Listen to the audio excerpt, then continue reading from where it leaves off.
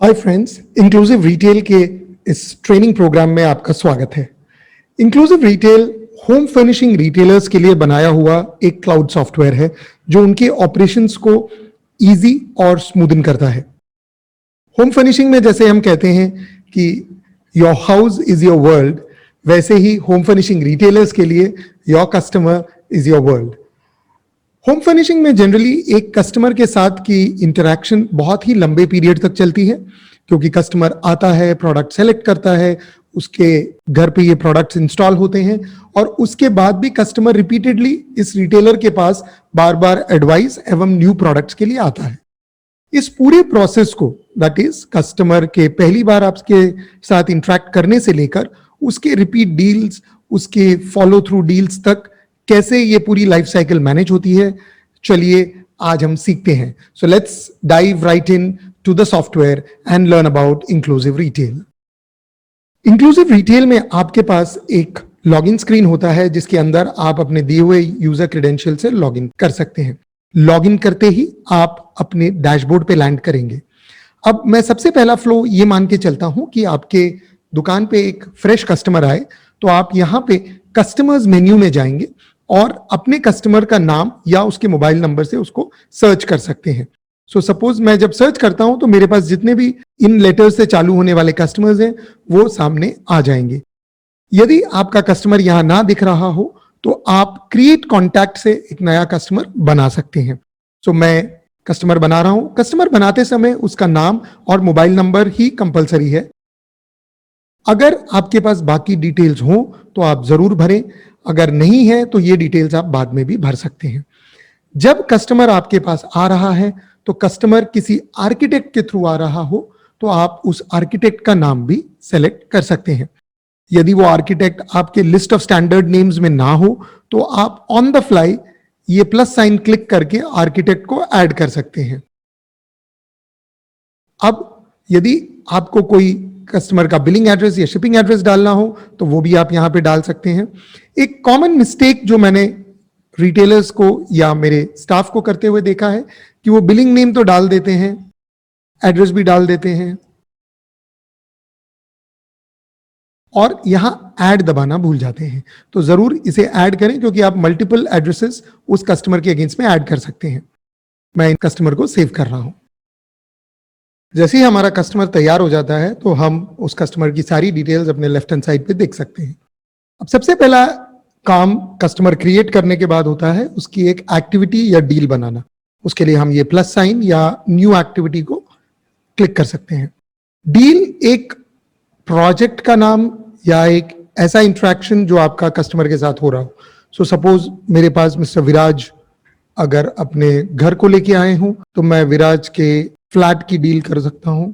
और अगर मुझे मालूम हो कि ये टोटल प्रोजेक्ट वैल्यू कितने की होगी, कभी कभी आर्किटेक्ट आपको बता देते हैं कि भाई कस्टमर का बजट 2 लाख रुपए का है, 5 लाख रुपए का है, तो आप वो डील अमाउंट लिख सकते हैं। यदि आपको डील अमाउंट अभी ना मालूम हो तो आप उधर 1 रुपी डाल के आगे बढ़ सकते हैं।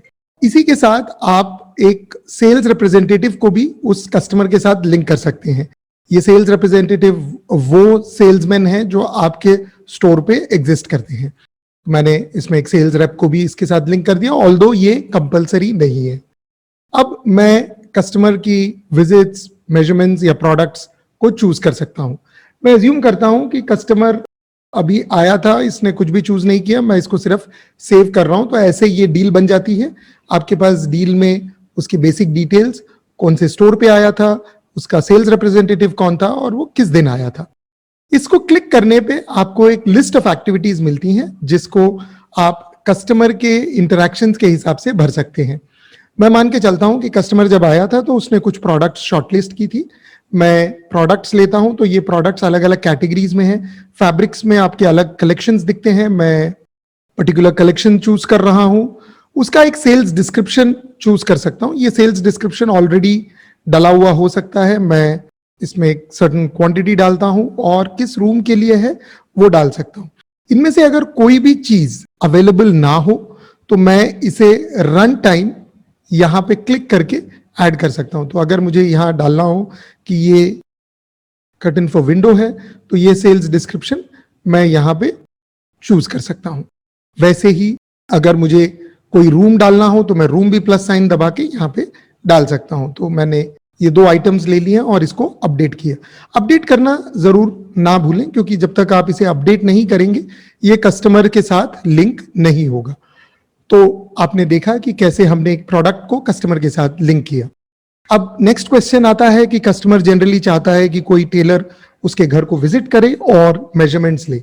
ये फिक्स करने के लिए आप एक विजिट क्रिएट कर सकते हैं और लिख सकते हैं कि आपका कौन सा आदमी उधर जाएगा। सो सपोज सैफ उधर जाएगा मेजरमेंट्स लेने के लिए। अगर आपको कोई नोट्स लिखना है और इसकी डेट कब है, ये डेट अगर सपोज वीकेंड को जाना हो और कितने बजे जाना है, तो कस्टमर बोलता है कि आप 6:30 बजे कल शाम को आ जाइएगा। अगर आप इसके ईमेल कस्टमर को भेजना चाहते हैं तो ये सेलेक्ट कर सकते हैं, क्योंकि जब हमने ये कस्टमर बनाया था तो एक डिफॉल्ट ईमेल आईडी नहीं चूज किया था, तो कस्टमर का ईमेल आईडी यहाँ नहीं आ रहा है। मैं यहाँ पे एक ईमेल आईडी एंटर कर रहा हूँ। अगर आप एसएमएस भेजना चाहें तो वो भी आप यहाँ से भेज सकते हैं। एसएमएस के लिए बाय डिफॉल्ट जो कस्टमर का नंबर है वो आएगा। अगर आप सिर्फ ईमेल भेजना चाहें और मल्टीपल लोगों को भेजना चाहें तो आप इसे कॉमा सेपरेट करके भेज सकते हैं। और इसी के साथ कस्टमर को एक ईमेल एंड उसके विजिट्स की एक डिटेल मिस्टर सैफ जो मेरे कस्टमर रिप्रेजेंटेटिव है उन दोनों को चली जाती है। एज सुन एज ये विजिट बन जाती है उसके बाद सैफ के मोबाइल पे ये इंडिकेशन आता है, और वो यदि इंक्लूसिव का मोबाइल ऐप यूज कर सकते हैं तो वो मोबाइल ऐप से कस्टमर के घर की मेजरमेंट्स को सॉफ्टवेयर में डाल सकते हैं। यदि वो मोबाइल ऐप ना यूज करते हो तो आप मेजरमेंट्स यहां से भी डाल सकते हैं। तो मैंने मेजरमेंट्स ली, रूम रेफरेंस,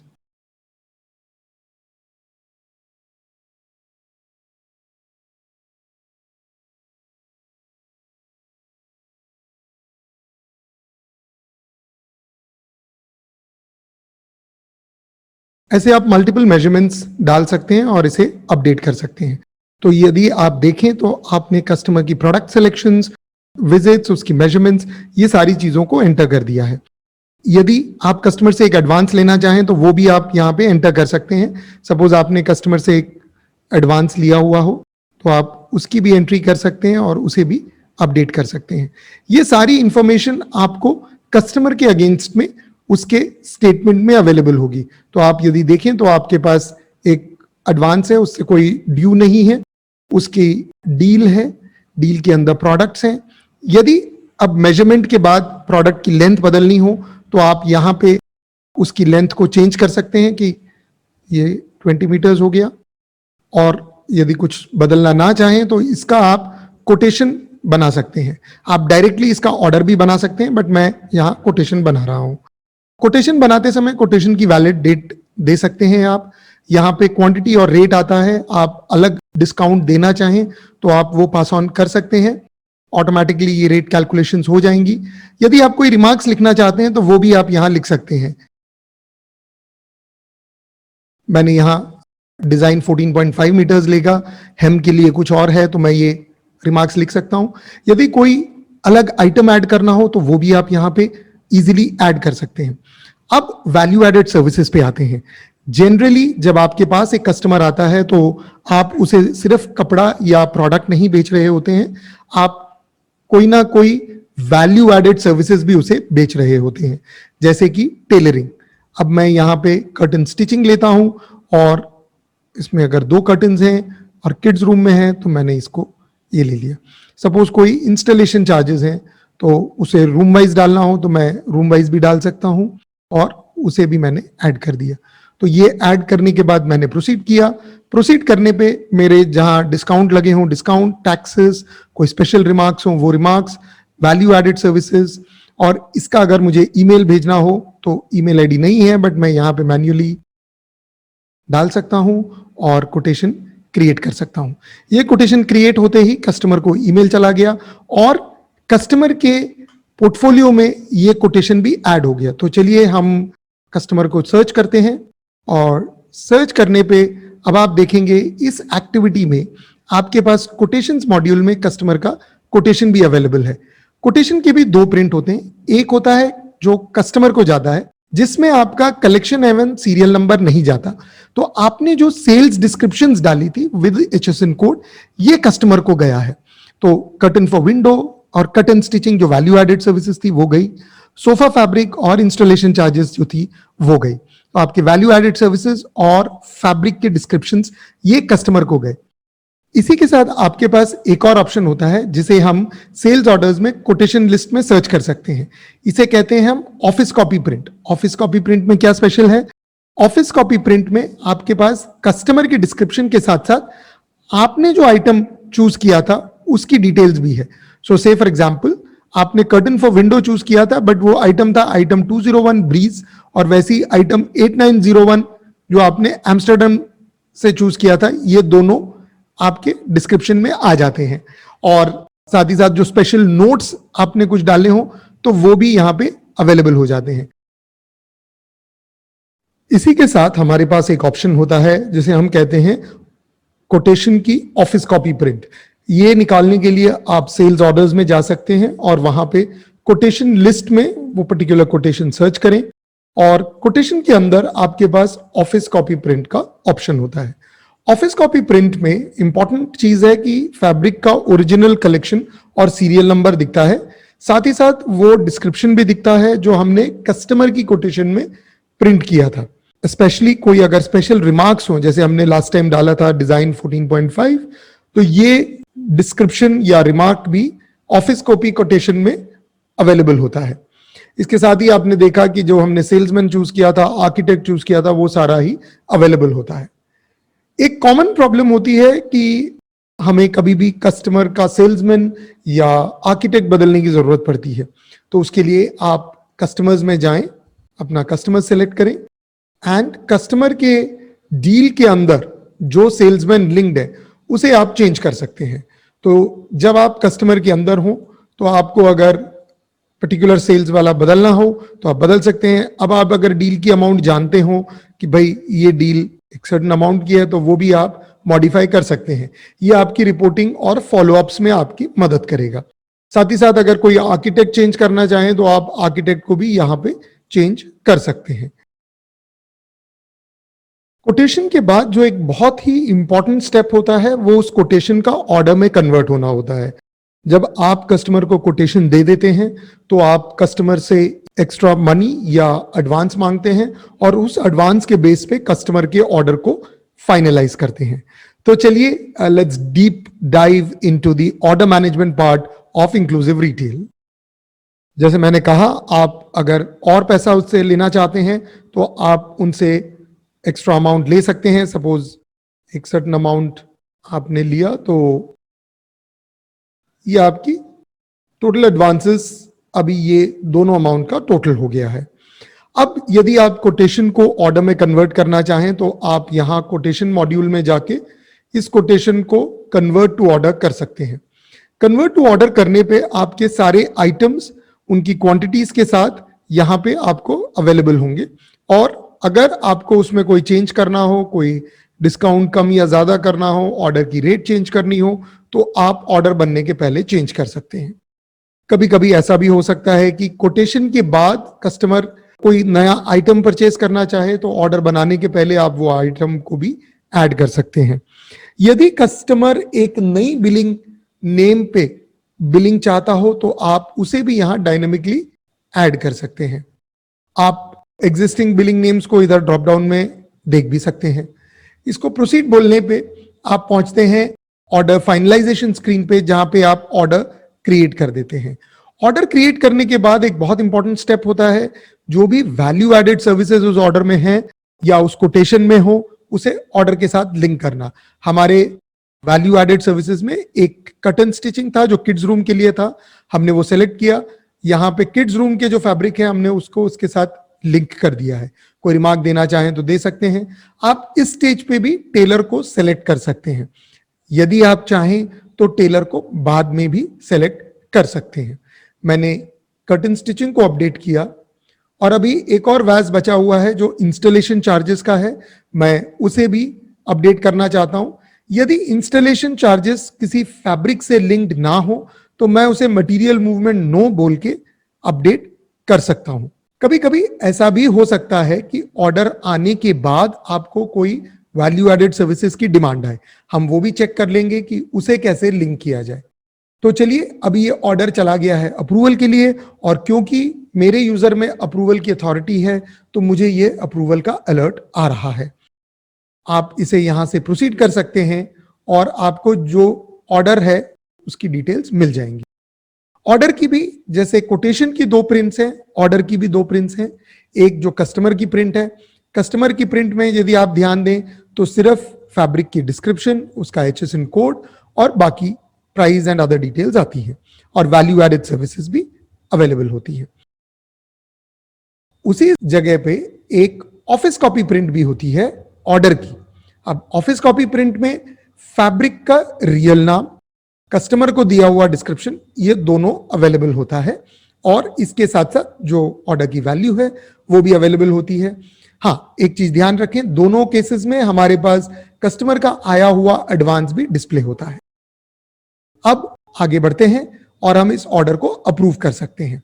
अप्रूवल के टाइम पे आपके पास ये ट्रैफिक लाइट अप्रूवल सिस्टम है, जिसको आप अपने स्टोर मैनेजर में सेट कर सकते हैं। यदि आप एक सर्टेन अमाउंट का मार्जिन सेट करना चाहें तो आप वो सेट कर सकते हैं, और उसके बेसिस पे ये लाइट ग्रीन या येलो या रेड दिखाई देगी। अगर वो रेड रहती है उसका मतलब है आपने जो मिनिमम मार्जिन सेट किया है उससे बिलो मार्जिन जा रहा है। आप उस ऑर्डर को कैंसिल करें या उस ऑर्डर के प्राइसेस को चेंज करें। तो मैं इस ऑर्डर को अभी अप्रूव कर रहा हूं। ये मैंने ऑर्डर अप्रूव कर दिया। अब हम 2 चीजें देखेंगे। एक, कि ऑर्डर अप्रूव होने के बाद भी अगर कस्टमर ऑर्डर में चेंज करना चाहे या आप उस ऑर्डर में कुछ चेंज करना चाहें, मैं ऐसा एज्यूम करता हूं कि सप्लायर के पास वो मटेरियल अवेलेबल नहीं है, तो हम सप्लायर को जब हम बताते हैं कि हमें ये आइटम चाहिए, सप्लायर बोलता है कि साहब देखिए हमारे पास ये पर्टिकुलर आइटम तो नहीं है, बट हम रिप्लेसमेंट में आपको दूसरा आइटम दे सकते हैं जो कि similar to the first item है। ऐसे केस में आप ऑर्डर को मॉडिफाई कर सकते हैं। ऑर्डर को मॉडिफाई करने के लिए आप कस्टमर के CRM में जाएं और वहां ऑर्डर्स के अंदर उस ऑर्डर को आप अमेंडमेंट क्लिक करें। अमेंडमेंट क्लिक करने पे आपको वो आइटम्स दिखाई देते हैं, कस्टमर को दिए हुए डिस्क्रिप्शन भी दिखाई देते हैं। आप एक नया आइटम ऐड करना चाहें तो उसे ऐड करें, और पुराने को कैंसिल करना चाहें तो उसे कैंसिल भी कर सकते हैं। इसी चीज को आप सेल्स ऑर्डर्स में जाके सेल्स ऑर्डर लिस्ट से सर्च करके भी मॉडिफाई कर सकते हैं। तो हमें वही स्क्रीन अवेलेबल होता है जहां पे हम आइटम्स को ऐड या रिमूव कर सकते हैं। इवन आप अगर उसकी क्वांटिटी में चेंजेस करना चाहें तो वो भी आप कर सकते हैं, रेट में चेंजेस करना चाहें तो वो भी आप कर सकते हैं।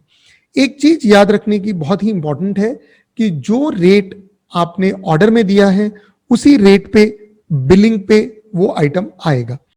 बिलिंग लेवल पे आप वापस रेट मॉडिफाई कर सकते हैं। चलिए अब चलते हैं हमारे नेक्स्ट स्टेप पे, जो किसी कस्टमर के ऑर्डर को फुलफिल करने के लिए जरूरी होता है, और वो है हमारा फुलफिलमेंट प्रोसेस। फुलफिलमेंट करने के लिए जो हमने ऑर्डर रिसीव किया है उसके लिए हमें गुड्स मंगा के उस कस्टमर को देने हैं। इसके लिए सबसे पहला जो स्टेप है वो है परचेज करना। तो चलिए सॉफ्टवेयर में चलते हैं और देखते हैं हम अपने कस्टमर के सेल्स ऑर्डर को एक परचेज ऑर्डर में कैसे कन्वर्ट कर सकते हैं। सेल्स ऑर्डर बनाने के बाद हमारा परचेज डिपार्टमेंट या हम खुद अपने परचेजेस मेन्यू में जा सकते हैं, और वहां पे हमारा ऑप्शन होता है SO to PO, यानी sales order to purchase order. हम इस ऑप्शन को क्लिक कर सकते हैं और यहाँ पे वो आइटम्स या वो ऑर्डर्स दिखाई देंगे जो कि शॉर्ट लेंथ में है। शॉर्ट लेंथ का मतलब है कि हमारे पास ऑर्डर क्वांटिटी से कम माल होना। यदि आप ये ऑर्डर्स को ऑर्डर वाइज देखना चाहते हैं या आइटम्स को ऑर्डर वाइज देखना चाहते हैं तो आप ऑर्डर वाइज क्लिक करें, अर्थात हर ऑर्डर की अलग लाइन आइटम आएगी। यदि आप उसको एक साथ क्लब करके देखना चाहते हैं तो ये ऑर्डर वाइज को अनटिक करें। इससे क्या होगा कि अगर ये आइटम मल्टीपल ऑर्डर्स में है तो वो आपको साथ में क्लब होके दिखेगा। यानी जब आपके पास 2 अलग अलग ऑर्डर्स हैं जहां पे 20-20 मीटर मंगाना हो तो आप यहाँ पे टोटल 40 मीटर देखेंगे। तो चलिए मैं ऑर्डर वाइज करता हूं और हमारा जो ऑर्डर था जो कि 582 नंबर ऑर्डर था उसे सर्च करता हूं। 582 ऑर्डर नंबर में हमें ये 2 आइटम्स मंगाने हैं। हमारे पास कोई ऑर्डर नंबर के अंदर और कौन कौन सी आइटम्स हैं वो देखना हो तो ऑर्डर को क्लिक कर सकते हैं और यहां पे हम सेलेक्ट करके ऑर्डर को मंगा सकते हैं। यदि ये ऑर्डर ऐसे आइटम्स का है जो दो अलग अलग सप्लायर्स का है तो हमें दो परचेज ऑर्डर बनाने पड़ेंगे और हर आइटम सेपरेटली जाएगा। तो आप देखेंगे जैसे ही मैंने पहला आइटम सेलेक्ट किया मेरा सप्लायर यहां सेलेक्ट हो गया, जब मैं दूसरा आइटम सेलेक्ट कर रहा हूं तो मेरा दूसरा सप्लायर यहां सेलेक्ट हो गया। तो मुझे यहां पे दो परचेज ऑर्डर बनाने हैं। यदि आप परचेज ऑर्डर ज्यादा या कम क्वांटिटी का बनाना चाहें तो वो भी आप कर सकते हैं। आपकी सेल्स ऑर्डर की क्वांटिटी ऑटोमेटिकली परचेज ऑर्डर के क्वांटिटी में भर के आ जाएगी, बट आप डिसाइड कर सकते हैं कि आपको कम या ज्यादा मंगाना हो। तो मैं यहां पे सबसे पहले ब्रीज ऑर्डर कर रहा हूं और मुझे कुरियर और मोड सेलेक्ट करना है और ये आइटम यहां आ गया। यदि कोई आइटम डिफॉल्ट कट में आता हो बट हमें रोल में मंगाना हो तो हम यहां पे वो रोल या कट चेंज कर सकते हैं। सिस्टम 50 मीटर से कम आइटम्स में डिफॉल्ट कट दिखाएगा और 50 के ऊपर रोल दिखाएगा। अब देखते हैं मटेरियल एक्सपेक्टेड डेट। ये एक बहुत ही इंटरेस्टिंग फीचर है सॉफ्टवेयर का, जहां पे आप सप्लायर से ये माल किस दिन एक्सपेक्टेड है ये डाल के रख सकते हैं और सिस्टम आपको अलर्ट्स देगा कि ये आज मटेरियल एक्सपेक्टेड है। तो चलिए मैं पहले मटेरियल में आज की डेट एक्सपेक्टेड में डाल देता हूं। अगर हमें सप्लायर को मेल भेजना हो तो हम यहाँ सेंड मेल भेज सकते हैं, सप्लायर का ईमेल आईडी ऑटोमेटिकली आ जाएगा और हम उसको ईमेल कर सकते हैं। मैंने ये पहला पीओ बना दिया है। मैं वापस SO2 पीओ में जा सकता हूं और मेरा जो ऑर्डर वाइज 582 नंबर ऑर्डर है जिसके अंदर सेकंड मटेरियल पेंडिंग है वो देख सकता हूं, क्योंकि फर्स्ट मटेरियल में पीओ प्लेस हो गया है तो वो अब शॉर्ट लेंथ में नहीं दिखाई देगा। यदि आपके पास पेंडिंग पीओ है उस आइटम का तो वो शॉर्ट लेंथ से निकल जाएगा। अब मैंने यहां सेकंड आइटम सेलेक्ट किया और इसको प्रोसीड टू पीओ कर रहा हूं और मैं इसके लिए भी एक करियर और मोड सेलेक्ट करता हूं और इसमें मैं मटेरियल एक्सपेक्टेड डेट नहीं डाल रहा हूं। यदि ये सप्लायर हमारे से लिंक्ड हो तो हम इसका ऑर्डर डायरेक्टली उनके सॉफ्टवेयर में भी पुश कर सकते हैं। तो मैं अभी ये सेकंड पीओ भी बना चुका हूं। अब आप देखेंगे कि हमने आज का डेट एक्सपेक्टेड डेट डाला था और डैशबोर्ड पे हमें आइटम्स एक्सपेक्टेड में आज की ये डेट दिख रही है कि हमें ब्रीज 201 एयरफ्लो नामक वेंडर से आना है और इसकी एक्सपेक्टेड डेट आज की है। तो हम यदि ये मटेरियल ना आया हो तो हम फॉलो अप कर सकते हैं। ये आइटम यहां तभी तक दिखता है जब तक वो मटेरियल ना आया हो। अब अगर हमने देखा कि हमने सेकेंड आइटम में एक्सपेक्टेड डेट नहीं डाला था तो हम पीओ डिटेल्स लिस्ट में अगर सर्च करें तो हमें आज के ऑर्डर्स मिले जहां पे हमने एक्सपेक्टेड डेट नहीं डाली। यदि आप सप्लायर से बात करके यहाँ एक्सपेक्टेड डेट डालना चाहते हैं तो वो भी पॉसिबल है। आपको सिर्फ ये क्लिक करना है और यहाँ पे एक्सपेक्टेड डेट एंटर करके सेव कर देना है। इससे आपकी जो दूसरी भी आइटम है वो भी एक्सपेक्टेड डेट में दिखने लगेगी। तो आपकी अभी दोनों आइटम्स सेम एक्सपेक्टेड डेट के साथ दो अलग अलग सप्लायर्स के साथ आपको दिख रही है। आपने देखा जैसे दोनों आइटम एक्सपेक्टेड डेट में आ गए हैं। अब हम अज्यूम करते हैं कि ये जो परचेज ऑर्डर्स हमने प्लेस किए हैं इनकी गुड्स रिसीविंग हो रही है, हमें ये मटेरियल रिसीव हो गया है। तो हमने सबसे पहले हमारा वेंडर सेलेक्ट किया, उसका जो बिल या चालान नंबर हमारे पास आया था और बिल डेट सेलेक्ट की। अब यहाँ पे हमें उसके ओपन पीओज मिलते हैं उस वेंडर के। हमारा जो लेटेस्ट पीओ नंबर है 326, हम उस पीओ को सर्च कर सकते हैं। यहाँ पे हमें आइटम सेलेक्ट करना है। बाय डिफॉल्ट जो मीटर है वो आ जाती है। अगर ये 2 पीस में हो तो आप पहला पीस और दूसरा पीस उसकी लेंथ डाल के रिसीव कर सकते हैं। सपोजिंग ये 5 मीटर्स और 10 मीटर के पीस में आया था तो ये आप इंडिविजुअली 2 पीस बोल के एंटर कर सकते हैं और इसका GRN क्रिएट कर सकते हैं। वैसे ही जैसे आप डैशबोर्ड पे देखते हैं तो आपके परचेज में सबसे पहला काम गुड्स रिसीविंग करने के बाद गुड्स को कंफर्म करना है। कंफर्म करने पे वो आइटम कंफर्मेशन का स्टेप है। कंफर्म करते समय आप लिख सकते हैं कि कौन से रैक में आप इस आइटम को रखना चाहते हैं। यदि आप रैक में ना रखना चाहें या रैकिंग नहीं यूज करते हैं तो आप इसको बेशक खाली छोड़ सकते हैं। मैं एक में रैकिंग डाल रहा हूं और इसे कंफर्म कर रहा हूं। तो कंफर्म करते ही हमें ऐसा एक स्टिकर अवेलेबल होता है जो हम चाहें तो गुड्स के ऊपर चिपका के रख सकते हैं। ये कंफर्म होते ही हमारे आइटम्स एक्सपेक्टेड में से वो आइटम निकल जाता है, उसका मतलब वो आइटम हमारे पास अवेलेबल है। अगर हम दूसरे आइटम का भी परचेज रिसीव करना चाहते हैं तो हम न्यू GRN बनाएं और वेंडर सेलेक्ट करके उसका बिल भरें और मैं PO नंबर सर्च करके उस आइटम को रिसीव करना चाहता हूं। तो मैं इसे ऐड करता हूं और इसका GRN भी क्रिएट करता हूं। अभी GRN लिस्ट में वापस जाते हैं और इसे भी कंफर्म कर लेते हैं। गुड्स कंफर्मेशन के लिए मैंने यहाँ पे लिया और कंफर्म किया। कंफर्म करने पे ये स्टॉक हमें इन्वेंट्री में दिखता है। तो जो एम्स्टरडैम 8901 है, यदि मैं अपनी इन्वेंट्री में देखना चाहूँ तो मैं यहाँ पे एम्स्टरडैम 8901 सर्च करूंगा तो मुझे इन्वेंट्री में दिखेगा कि मेरे पास 20 मीटर्स का स्टॉक अवेलेबल है। अब बहुत ही ज़्यादा एक प्रॉब्लम रिटेल आउटलेट्स में होती है कि माल आ जाता है, ऑर्डर होता है, बट वो माल आया है और उसकी कटिंग होनी है, ये चीज़ वेयर हाउस में या स्टोर पे किसी को पता नहीं होती है। इसके लिए हमारे डैशबोर्ड पे पेंडिंग कटिंग का अलर्ट आता है। जैसे ही कोई आइटम आपको रिसीव हो जाता है तो यहाँ पे पेंडिंग कटिंग में वो ऑर्डर्स दिखना चालू हो जाते हैं। तो जैसे हमने देखा कि 582 नंबर ऑर्डर था, तो ये 582 नंबर ऑर्डर के दोनों आइटम्स अवेलेबल हो गए हैं। तो ये इंडिकेशन होता है कि हमें ये आइटम कट करना है। कटिंग के प्रोसेस के लिए आप सेल्स ऑर्डर्स में जाएं और यहाँ पे एलोकेट मटेरियल के प्रोसेस को क्लिक करें। एलोकेट मटेरियल में आपके पास वो ऑर्डर्स दिखाई देंगे जिनके अंदर फैब्रिक अवेलेबल है। इस ऑर्डर में अगर एक भी आइटम में फैब्रिक अवेलेबल है तो ऑर्डर को हम क्लिक करेंगे तो यहाँ पे हमें जो ऑर्डर क्वांटिटी के आगे स्टॉक अवेलेबल है कि नहीं है ये दिखेगा। अगर हम सीरियल नंबर को क्लिक करते हैं तो हमें इस ऑर्डर के अंदर जो स्टॉक आया है वो दिखता है, ऑर्डर की क्वांटिटी दिखती है और पेंडिंग ऑर्डर क्वांटिटी दिखती है। अगर इसी आइटम में दैट इज एम्स्टरडैम 8901 में अगर कोई और ऑर्डर भी हो तो वो भी हमें दिखता है, ताकि हमें ये समझ में आए कि ये जो मटेरियल आया है ये ना सिर्फ इस ऑर्डर के लिए मंगाया हुआ है बट कि किसी और ऑर्डर के लिए भी मंगाया हुआ हो सकता है। मैंने ये ऑर्डर को एलोकेट किया। अब जब सेकेंड आइटम में जाता हूं तो मेरे पास दो आइटम्स हैं। मैं पहले में ये एलोकेट कर रहा हूं और दूसरे में सपोज मैंने 4.5 मीटर एलोकेट करने का डिसीजन लिया और मैं इसे भी एलोकेट कर सकता हूं। अब आप देखेंगे पहले आइटम में बैलेंस रखने की ऑप्शन को हमारा ब्लॉक हो गया है।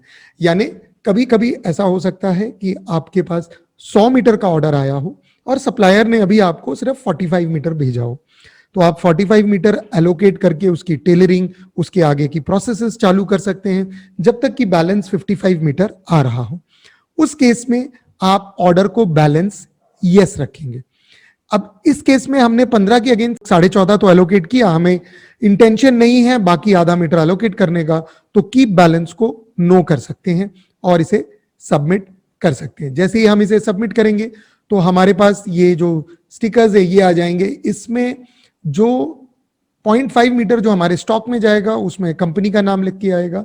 जो कस्टमर का फैब्रिक है दैट इज कस्टमर का नाम, उसका मोबाइल नंबर, उनके किस रूम में ये फैब्रिक जा रहा है, कितने मीटर का है, क्या कलेक्शन और सीरियल नंबर है, ये प्रिंट होके आया, ये कटे हुए फैब्रिक के ऊपर लगाना है और ये टेलर को इंडिकेट करेगा कि वो किस रूम में यूज करना है। सिमिलरली ये दूसरा फैब्रिक है किड्स रूम के लिए ब्रीज 201 10 मीटर का और एक और पीस उसका ब्रीज 201 और 4.5 मीटर का, ये फैब्रिक के ऊपर पेस्ट होगा और आगे टेलर के पास जाएगा। तो आगे हम देखेंगे टेलरिंग का प्रोसेस। टेलरिंग का प्रोसेस चालू करने के पहले हम उस प्रोसेस को थोड़ा सा स्टडी कर लेते हैं। टेलरिंग चालू होती है इशूइंग ऑफ एलोकेटेड फैब्रिक से। जैसे ही हमारे पास फैब्रिक अवेलेबल हो जाता है, एलोकेट हो जाता है, हम उसे टेलर को इशू कर सकते हैं। यदि कस्टमर ऑर्डर प्लेस करने के बाद कोई नई वैल्यू एडेड सर्विसेज ऐड करना चाहे तो वो ऐड करने की फैसिलिटी हमारे पास होती है। टेलरिंग करने के बाद जब फैब्रिक हमें वापस देता है तो हम उसे रिसीव कर सकते हैं और फाइनली हम अपने कस्टमर को उस फैब्रिक को इनवॉइस कर सकते हैं या बिल कर सकते हैं। अब आप देख सकते हैं कि हम टेलरिंग मॉड्यूल में जा रहे हैं और यहाँ पे पेंडिंग फॉर इशू में जाएंगे। पेंडिंग फॉर इशू में हम किसी भी ऑर्डर को VAS के नाम से या जॉब वर्कर के नाम से या कस्टमर के नाम से सर्च कर सकते हैं। मैं यहाँ कस्टमर के नाम से सर्च कर रहा हूं। मेरा जो लेटेस्ट ऑर्डर है उसमें एक ही वैल्यू एडेड सर्विस एडेड है। ये वैल्यू एडेड सर्विस मैं सेलेक्ट कर सकता हूं और मेरे इस वैल्यू एडेड सर्विसेज के लिए 2 टेलर्स मेरे टेलरिंग रोल पे हैं। मैं उनमें से कैलाश को सेलेक्ट करता हूं और कैलाश से एक एक्सपेक्टेड डेट ले लेता हूं। अब कैलाश को ये एक इशू स्लिप इशू हुआ जिसके अंदर वो कौन सा फैब्रिक लेके जा रहा है, उसने कौन सी एक्सपेक्टेड डेट या कमिटेड डेट है टेलर की वो, और किस कस्टमर का किस डील का है, और जो भी मेजरमेंट्स उस कस्टमर की हमारे पास हैं वो उस स्लिप में आ जाती हैं। तो इसके साथ वो फैब्रिक के ऊपर का स्टिकर भी लेके जाता है जिसमें रूम और कलेक्शन सीरियल नंबर प्रिंटेड है। अब हम मान के चलते हैं कि कस्टमर हमें बीच ऑर्डर में एक और रिक्वेस्ट देता है जहां की वो अपने टेलरिंग या वैल्यू एडेड सर्विसेज में कुछ चेंज करना चाहता है। उस ऑर्डर में जाते हैं और वैल्यू एडेड सर्विसेज सेक्शन में हम एक नया वैल्यू एडेड सर्विसेज डालते हैं। वो बोलते हैं कि हमें कटिंग स्टिचिंग चाहिए 1 क्वांटिटी में अगेंस्ट ऑर्डर नंबर 582 और ये जो एम्स्टर्डम कपड़ा है इसके अगेंस्ट में चाहिए। तो हम इसे अपडेट कर सकते हैं और ये अब हमारे टेलरिंग मॉड्यूल में इशू के लिए अवेलेबल हो जाएगा। तो मैं जैसे ही सेलेक्ट करूं तो अब ये देखिए ये नया एम्स्टर्डम फैब्रिक के लिए हमारे पास टेलरिंग अवेलेबल है। मैं इसे भी कैलाश टेलर को देता हूं और 23rd को ही रिसीविंग के लिए कमिट करता हूं। तो इसमें हमारा दूसरा फैब्रिक भी चला गया है। और अब हम आते हैं टेलरिंग के बाद फैब्रिक रिसीव करने का। तो मैं पेंडिंग फॉर रिसीविंग में जा सकते हैं और यहाँ पे कैलाश टेलर का नाम चूज कर सकते हैं और सर्च करने पे वो सारे फैब्रिक दिखेंगे जो उनको इश्यू किए हुए हैं और उनसे एक्सपेक्टेड हैं। अभी ये देखिए हमारे ये जो 2 फैब्रिक्स हैं ऑर्डर नंबर 582 के, ये हमारे पास एक्सपेक्टेड है रिसीविंग के लिए। मैं इन्हें रिसीव कर लेता हूं। ये हमारे दोनों फैब्रिक रिसीव हो गए हैं। अब हम चाहें तो कस्टमर की बिलिंग कर सकते हैं। एक चीज आप याद रखें, ये इनवॉइस आप फैब्रिक इशू करने के पहले भी बिल कर सकते थे। वैल्यू एडेड सर्विसेज को फैब्रिक इशू करना या रिसीव करना बिलिंग के लिए क्रिटिकल नहीं है। अगर कपड़ा एलोकेट हो गया हो तो आप कस्टमर को इनवॉइस कर सकते हैं। अब मैं ये 582 नंबर ऑर्डर पे आता हूं और इसे बिलिंग के लिए लेता हूं। तो ये जो 2 फैब्रिक्स थे ये दोनों आ गए मेरे पास। रेट जैसे मैंने पहले बताया था कि रेट हम यहाँ पे मॉडिफाई कर सकते हैं, डिस्काउंट घटा बढ़ा सकते हैं। अब बहुत इंपॉर्टेंट चीज है कि आपने 14.5 मीटर एलोकेट किया था जबकि ऑर्डर था 15 मीटर का। अब आपके पास या तो कस्टमर को एलोकेटेड क्वांटिटी पे बिलिंग करने की फैसिलिटी है, दैट मींस कस्टमर को 14.5 मीटर का ही बिल बनेगा, या आप ऑर्डर क्वांटिटी पे बिल कर सकते हैं जहां पे कस्टमर को 15 मीटर का बिल बनेगा।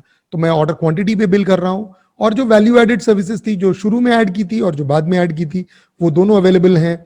मैं प्रोसीड कर रहा हूं। मैं टोटल्स देख सकता हूं, सिस्टम अपने आप राउंडिंग ऑफ कर देगा और अगर मुझे मेल भेजना है तो मैं मेल भेज सकता हूं या SMS भेज सकता हूं और मैंने यहाँ इनवॉइस जनरेट कर दिया। तो इसी के साथ हम कस्टमर की जो बेसिक फ्लो है, कस्टमर के स्टोर पे आने से लेकर उसके मटेरियल सिलेक्शन से इनवॉइसिंग तक का फ्लो, ये पूरा फ्लो हम देख सकते हैं। और ये देखिए यहाँ पे जो फैब्रिक्स है उसमें डिस्क्रिप्शन ही आएगा और जो वैल्यू एडेड सर्विसेज है वो वैल्यू एडेड सर्विसेज ऐड हो जाएंगी। Thank you for your time. And आगे और प्रोसेसेस भी इसमें कमीशन से रिलेटेड हैं, उन्हें मैं एक अगले वीडियो में शेयर करूंगा।